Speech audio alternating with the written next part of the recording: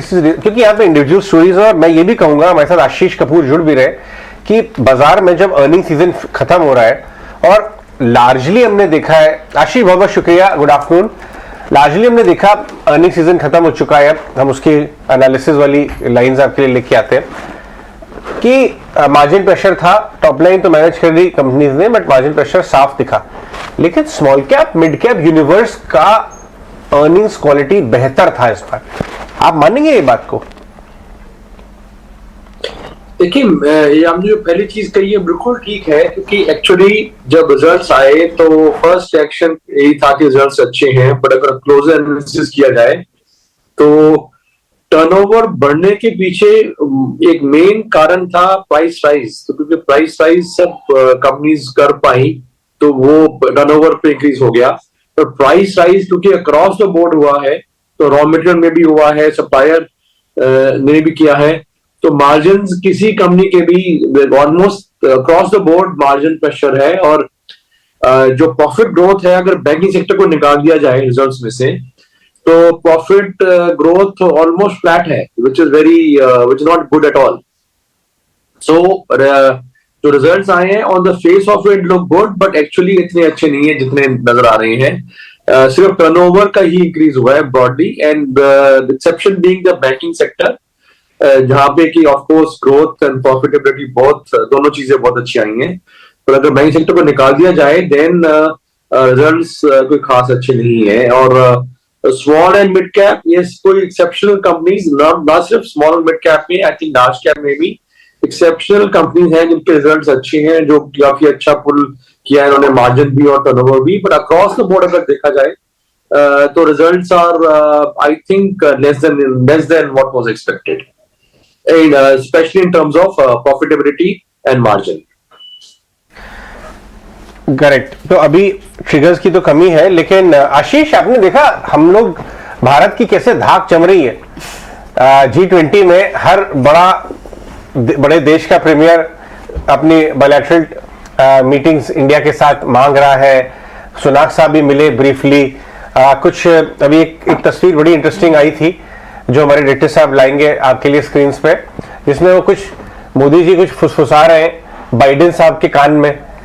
और अब सुनने, अब ऑफ कोर्स हमें मालूम है कि अब अध्यक्षता G20 की यहां से इंडिया करेगा। आपकी नजर है इस पे? देखिए, नजर है, पर ब्रॉडली स्पीकिंग पॉलिटिकल इवेंट्स खास करके G20 कोई बहुत ज्यादा अंतर नहीं करते मार्केट के और मार्केट परफॉर्मेंस पे। अल्टीमेटली आपकी मार्केट चलेगी अगर लिक्विडिटी फैक्टर अच्छा हुआ और प्रॉफिट अर्निंग्स अच्छी हुई। तो उनका मेरे को नहीं लगता कि ये जो खास करके G20 या ऐसे इवेंट्स होते हैं जो ज्यादातर पॉलिटिकल नेचर के होते हैं और बहुत ज्यादा इसमें कोई नजर नहीं निकालना, मतलब नहीं निकालना चाहिए मार्केट के लिए। मैं ही समझूंगा कि मार्केट मेरे मुताबिक सॉरी नहीं, मैं एकदम वो कर भी नहीं रहा था आशीष जी। ये तो एक बड़ा इवेंट हो रहा है अब, और लास्ट एक साल में देखिए सब कुछ जियोपॉलिटिकली तो था। जियोपॉलिटिक्स ने इन्फ्लेशन का यह हाल कर दिया। अगर यूक्रेन और रशिया युद्ध नहीं होता तो शायद इन्फ्लेशन यहां ना होता। अब तो खैर साइंस आ रहे हैं कि काम डाउन हो रहे हैं जियोपॉलिटिकल इश्यूज, और काम डाउन के साथ साथ यूएस सीपीआई और इंडिया सीपीआई भी काम डाउन होने की।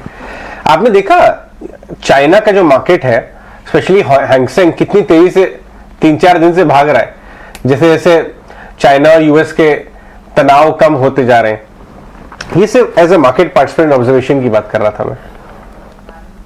नहीं, आपको एक चीज नजर रखनी है, not trying to spoil the party, but हमारी मार्केट्स का एक जरूर पॉजिटिव रहा है कि हम गिरे नहीं, हम काफी स्टेबल रहे।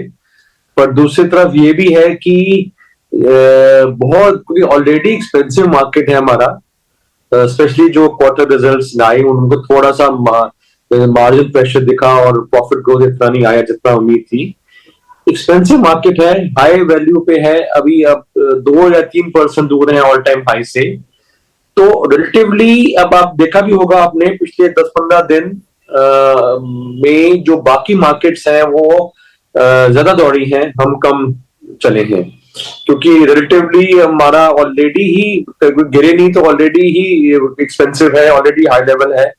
तो स्कोप बहुत ज्यादा चलने का इमीडिएटली नहीं लग रहा। Again markets can always surprise जैसे कहते हैं, पर मेरे मुताबिक मार्केट्स अभी कुछ देर यहाँ कंसोलिडेशन करनी चाहिए, हाइट पे जाना चाहिए। अंतरराष्ट्रीय मार्केट्स कुछ कैचअप जरूर कर सकती हैं, दौड़ सकती हैं, दौड़ने के बावजूद वो अपने ऑल टाइम हाई से काफी दूर रहेंगी।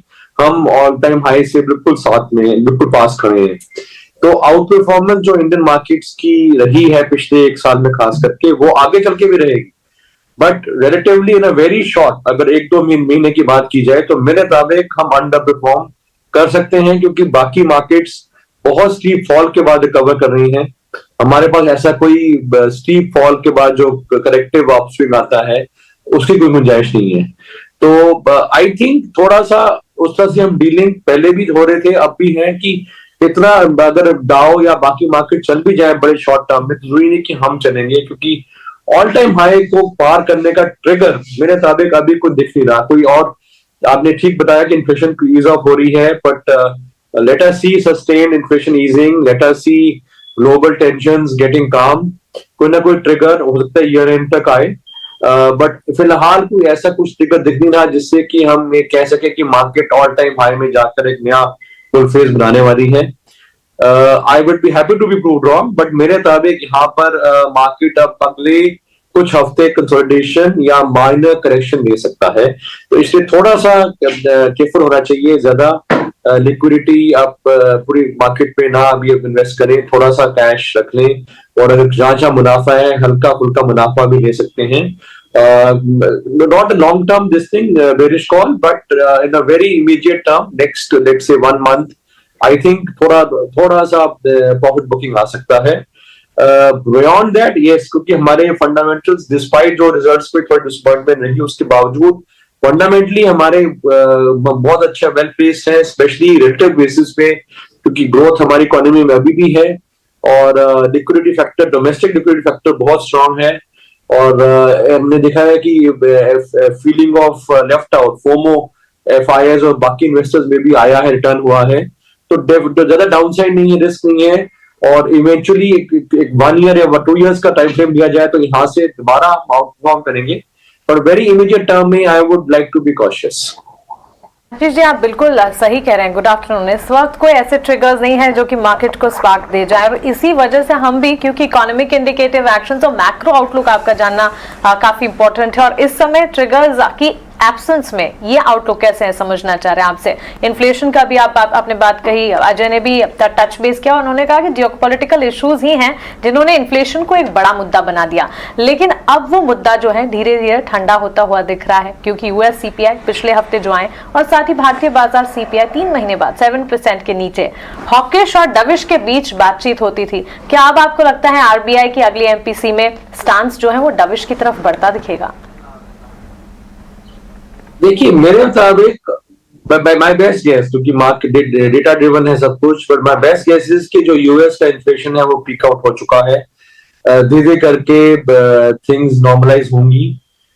रिसेशन के भी जो फियर्स हैं वो ज्यादा ओवरप्लेड हैं, इतना मेरे को नहीं लगता कोई बहुत बड़ा रिसेशन या बहुत कोई लंबा रिसेशन आने वाला है। तो यूएस में भी अगर देखें तो अभी भी कंज्यूमर कॉन्फिडेंस काफी हाई है, जॉब मार्केट बहुत अच्छी है, तो कोई ऐसा कोई इंडिकेटर्स मेरे मुताबिक तो जो काफी ओवरप्ले हुआ है जो यूएस रिसेशनरी फियर्स और यूएस इन्फ्लेशन फियर्स, तो मेरे मुताबिक तो यूएस मार्केट की अगर बात की जाए तो I am very bullish. I think इस लेवल्स पे अगर किसी के पास अपॉर्चुनिटी है यूएस में बाय करने के लिए, खास करके यूएस की जो बेल वेदर टेक कंपनीज हैं उनमें बाइंग करने के लिए बहुत अच्छा अपॉर्चुनिटी है। मतलब very near term I think US markets का एक बेटर अपॉर्चुनिटी दे रही है buying opportunity then Indian markets in very near term, क्योंकि बहुत ज्यादा बीटन डाउन है और वैल्यू बाइंग बहुत अच्छी इमर्ज होकर आ रही है वहां पे। बट और हैविंग सेड दैट, एक तरह से और हमारा फैक्टर वो भी एक पॉजिटिव होता है, क्योंकि अगर यूएस मार्केट्स ने यहाँ से ज्यादा नहीं गिरना, जो कि मेरा बेस केस सिनेरियो है, और ये पुल बैक रैली खत्म होगी, थोड़ा बहुत करेक्ट हो सकता है, बट इवेंचुअली मार्केट्स ने वहां पे भी निकल बॉटम बना लिया है, तो वो एक और तरह से फर्दर एक कुशन करता है डाउनसाइड रिस्क यहाँ पे, क्योंकि अगर यूएस से कोई ऐसा कोई ट्रिगर नहीं आ रहा या बाकी अंतरराष्ट्रीय मार्केट से ट्रिगर नहीं आ रहा, तो हमारे लिए कोई वजह नहीं हो सकती कोई खास गिरने की या कोई बहुत देर एक साइडवेज रहने की, तो वो भी एक पॉजिटिव है। बट इमीडिएटली अगर आप प्योर रिटर्न देखें, अगर प्योर रिटर्न परसेंटेज की प्रोबेबिलिटी देखें तो यूएस मार्केट्स एक्चुअली इंडिया से बेटर लग रही है, खास करके नैस्डैक से जो जुड़े कंपनीज हैं, बेलवेडर टेक कंपनीज हैं, उनमें तो बहुत एक्साइटिंग अपॉर्चुनिटी है। बट मैं तो बल्कि ये भी कह रहा हूँ कि हमें बल्कि नवे बेटर होगा कि हम थोड़ा सा करेक्ट करें ताकि मार्केट दोबारा से अट्रैक्टिव यहाँ पे भी बने, कोई स्टॉक्स अच्छे रेंज में आए और एक अट्रैक्टिव बाइंग अपॉर्चुनिटी दें। राइट, आशीष, गुड आफ्टरनून। प्रियंका यार, जैसे आप बता रहे हैं कि बेस्ट के सिनेरियो इन्फ्लेशन यूएस का अगर पीक आउट होता है तो क्या अभी Q2 के जो नंबर्स आए डोमेस्टिक फ्रंट पर भी हमने देखा है इनफैक्ट कि आपको नॉन मेट्रो सिटीज से यानी आपकी कहीं ना कहीं रूरल कंजम्पशन तो हिट हुई है, इन्फ्लेशन का असर वहां क्लियरली दिख रहा है और ब्रांड्स और कॉर्पोरेट्स क्लियरली आकर बात कर भी रहे हैं। तो क्या उस सिनेरियो में किस एफएमसीजी स्टॉक्स को, एफएमसीजी कंपनीज को अगले क्वार्टर्स के लिए कैसे अप्रोच करना चाहिए?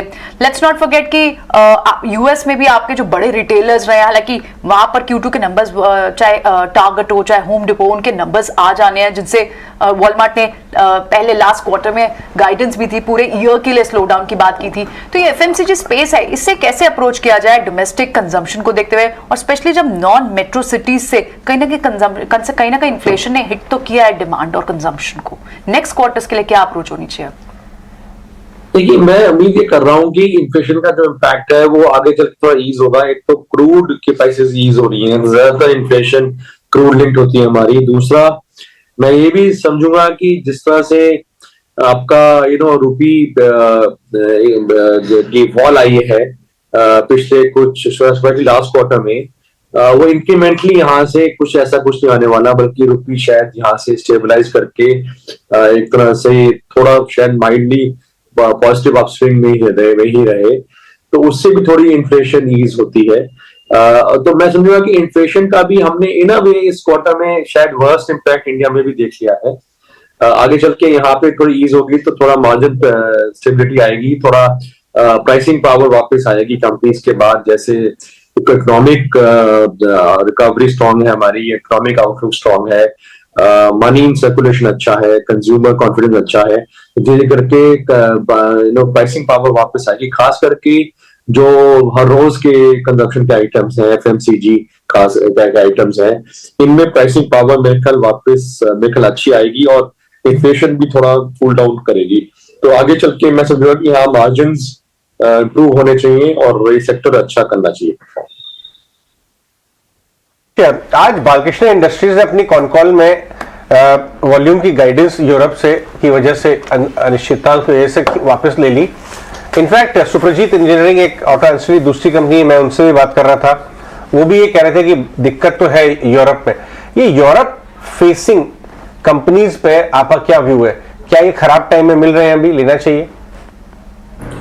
देखिए, जैसे मेरा मुताबिक मेरा क्लियर है, कोई भी स्टॉक अगर लेते हैं, किसी भी सेक्टर में लेते हैं, broadly all sectors are doing well, पर अगर लेते हैं तो उन कंपनीज पे फोकस करें जिनका की मेजर अर्निंग डोमेस्टिक मार्केट से है, जो मेजरली एक्सपोर्ट ओरिएंटेड कंपनीज हैं या सेक्टर्स जहां पे ज्यादातर अर्निंग एक्सपोर्ट से आता है।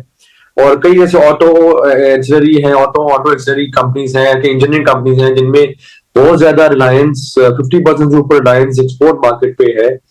उनको मेरे ख्याल अवॉइड करना चाहिए, क्योंकि यूरोप में जो दिक्कतें हैं वो बहुत जल्दी से जाने नहीं वाली। मेरे मुताबिक हम सब होप कर रहे हैं, काफी देर से होप कर रहे हैं कि यूक्रेन का इशू रिजॉल्व हो रहा है, पर जब तक पूरी चीज रिजॉल्व नहीं होती, एनर्जी क्राइसिस जो यूरोप का है वो रिकवर नहीं होता, वहां का जो कंज्यूमर कॉन्फिडेंस है बहुत लो है। तो मेरे मुताबिक कोई भी कंपनी जो खास करके यूरोप से लिंक्ड है और उनका ज्यादातर प्रोडक्शन यूरोप में जाता है, उनको डिस्पाइट वैल्यूएशन कंफर्ट अवॉइड करना चाहिए, क्योंकि अभी हमें नहीं पता कितनी और पेन होगी और कहाँ जाके ये सारे जो उलझने हैं ये सुलझेंगी। Ashish, on a short term basis correction anticipated है, लेकिन लंबी अवधि के लिए अंडरटोन पॉजिटिव है। ऐसे में जो सेक्टर्स हमने अभी डिस्कस किए, उनके अलावा कौन से सेक्टर्स हैं जो कि आपके पॉजिटिव रेडार पर है, और कौन से सेक्टर्स हैं जिनसे दूर रहने की एडवाइस देंगे आप? देखिए, दूर सिर्फ जैसे मैंने बोला एक्सपोर्ट ओरिएंटेड कंपनी से रहना है, जहां पे भी सेक्टर की कोई प्रॉब्लम नहीं होती। अगर कोई भी कंपनी का जिसका कि मेजर रेवेन्यू या ग्रोथ बाहर की मार्केट से आ रहा है, खास करके यूरोपियन मार्केट से आ रहा है, तो वो कंपनी जितना मर्जी कॉम्पिटेंट हो उनमें दिक्कत आएगी। अभी आ रही होगी और अगले कुछ क्वार्टर्स में भी आएगी, तो उनको अवॉइड करें और मेरे मुताबिक आपको आगे चल के बेटर अपॉर्चुनिटीज मिलेगी इन कंपनीज में। जो कंपनी में हमने फोकस करना है, banks. I think banks are in a very sweet spot. Results भी अच्छे हैं, क्रेडिट ग्रोथ बहुत अच्छा है, मार्जिन्स बहुत अच्छे चल रहे हैं और जो रिवाइवल आया है वो एक बहुत सालों बाद बैलेंस शीट्स बैंक्स की बहुत अच्छी है, खास करके पब्लिक सेक्टर बैंक्स की। तो बैंक्स ओवरऑल, चाहे प्राइवेट सेक्टर हो या पब्लिक सेक्टर हो, मैं समझूंगा कि सबसे ज्यादा वेटेज होना चाहिए और पॉजिटिव, सबसे अच्छा पॉजिटिव रिटर्न इनमें इस सेक्टर में से आ सकता है अगले कुछ तिमाहियों में। इसके अलावा सीमेंट, कंस्ट्रक्शन, आपका इंजीनियरिंग, ऑटो एंसिलरी, ये सब कंज्यूमर, ये सब सेक्टर्स अच्छे हैं। इनमें आपने जैसे मैंने बताया सिर्फ एक्सपोर्ट पे जो ज्यादा फोकस है कंपनी, उनको अवॉइड करना है। जिनका डोमेस्टिक दिस थिंग है वो काफी अच्छा आगे चले कर करेगी, आगे चल के इनका मार्जिन्स भी इंप्रूव होने चाहिए सब कंपनीज की। शुगर एक और अच्छा सेक्टर है जो थोड़ा करेक्ट भी कर गया है मेरे मुताबिक। लास्ट क्वार्टर हमेशा शुगर के लिए अच्छा रहता है, तो शुगर कंपनीज में एक अच्छा बाइंग अपॉर्चुनिटी आ रहा है। केमिकल्स सिलेक्टिवली अच्छा कर रहे हैं, उनमें भी आप खरीदारी कर सकते हैं। तो ओवरऑल देयर काफी अपॉर्चुनिटीज है, बाइंग अपॉर्चुनिटीज, और मैं समझूंगा कि थोड़े बहुत अगर मार्केट में करेक्शन आती है तो look out for buying opportunities, buying की चेष्टा करें। और खास करके जो स्टॉक्स पे जहां पे डोमेस्टिक कंजम्पशन या डोमेस्टिक कैपिटल एक्सपेंडिचर के साथ कारण ग्रोथ है, उनमें आप जरूर फोकस करें और उनको लेने की चेष्टा करें। ठीक है, और राइट, तो ये आपके पॉजिटिव अप्रोच सेक्टर्स होंगे, इंडस्ट्रियल, ऑटो, शुगर और केमिकल्स आपको पसंद आते हैं। बहुत बहुत शुक्रिया आशीष आज समय देने के लिए और इस सारे इंसाइट्स और हमारे सवालों के जवाब देने के लिए बहुत बहुत शुक्रिया आपका। चलिए इस बीच अब ये देख लेते हैं कि बचे हुए एक सवा एक घंटे में इस वक्त मार्केट्स को कैसे अप्रोच करना चाहिए, स्टॉक पर क्या स्ट्रैटेजी होनी चाहिए और इंडेक्स पर क्या स्ट्रैटेजी लेनी चाहिए। हमारे साथ हमारा